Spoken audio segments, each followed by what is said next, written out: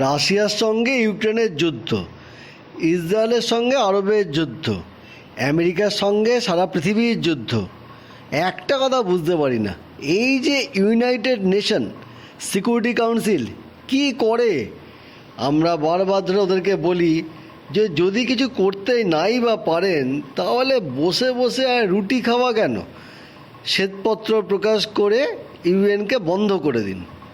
ইউএনের কোনো দাম নেই, লোকে হাসছে, আর অনেক লোক তো নামই জানে না ইউএন কি করে, মাথায় দেয় না, খায় না, চান করে, কেউ জানে না।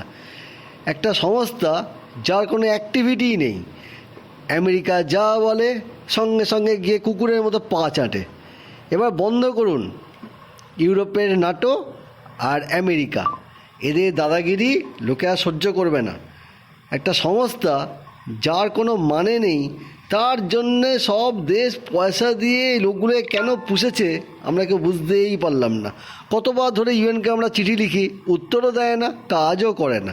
কী জন্যে বসে আছে ভগবানই জানে, মানে ওদের ভগবান জানে, মানে আমেরিকা জানে।